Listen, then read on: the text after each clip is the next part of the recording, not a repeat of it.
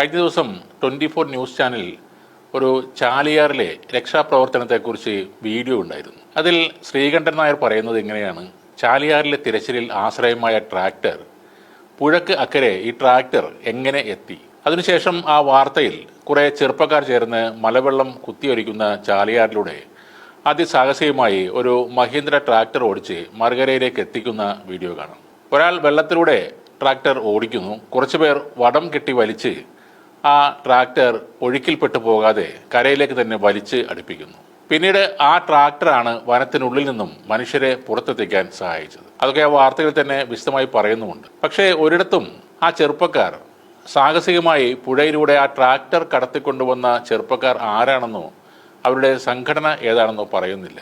ആ കുത്തിയൊലിക്കുന്ന ഒഴുക്കിനെ മറികടന്ന് ട്രാക്ടർ ഓടിച്ച ആ യൂത്ത് ബ്രിഗേഡ് അംഗത്തിന്റെ പേരാണ് സഖാവ് ഷിബിലി.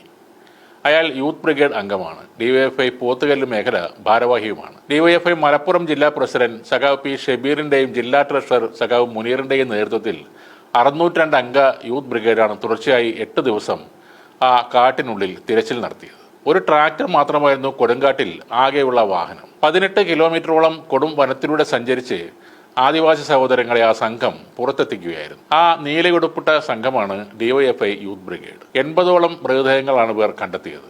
തിരിച്ചറിയാൻ കഴിയാത്തതും ബന്ധുക്കൾ പോലും തൊടാൻ മടിക്കുന്നതുമായ മൃതദേഹ അവശിഷ്ടങ്ങൾ അവർ ഉടുമുണ്ടിൽ കെട്ടി പുറത്തേക്ക് എത്തിച്ചു. അക്ഷരാർത്ഥത്തിൽ ജീവൻ പണയം വെച്ചും നിസ്വാർത്ഥ പ്രവർത്തനം നടത്തിയ ആ യുവാക്കളുടെ സംഘടന ഏതെന്ന് ഒരു തവണയെങ്കിലും ആ വാർത്തയിൽ പറയാമായിരുന്നു. ഇനി മനഃപൂർവ്വം അല്ലെങ്കിൽ കൂടിയും അത് ഒഴിവാക്കാൻ പാടില്ലായിരുന്നു. പക്ഷേ ഡിവൈഎഫ്ഐ യൂത്ത് ബ്രിഗേഡ് അംഗങ്ങൾക്ക് അതിൽ പരാതിയൊന്നും ഉണ്ടാകില്ല. വീഡിയോയിൽ വരാൻ വേണ്ടിയോ ചാനലിൽ ലൈവ് വരാനോ അല്ല അവർ അവിടേക്ക് എത്തിയത്. നാളെയും മറ്റൊരു സംഭവം ഉണ്ടായാൽ തീർച്ചയായും അവർ അവിടേക്ക് ഓടിയെത്തും.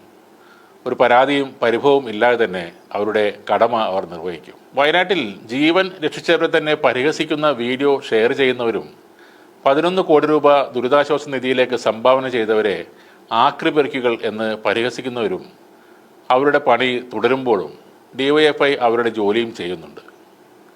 വയനാടിന് വേണ്ടി മീൻ വിറ്റും ചക്ക പറിച്ചും ആക്രിപെറുക്കിയും ചായ വിറ്റും അച്ചാർ വിറ്റും മരം വെട്ടിയും ആ യുവജന സംഘടന സഹായങ്ങൾ എത്തിക്കുന്നുണ്ട്. പരിഹസിച്ചവർക്ക് മുന്നിൽ അഭിമാനത്തോടെ തലയുയർത്തി തന്നെ അവർ നിൽക്കുന്നുമുണ്ട്. ആ ചാനലിൽ ചോദിച്ചതുപോലെ ആ ട്രാക്ടർ തനിയെ ഓടിക്കയറിയതല്ല.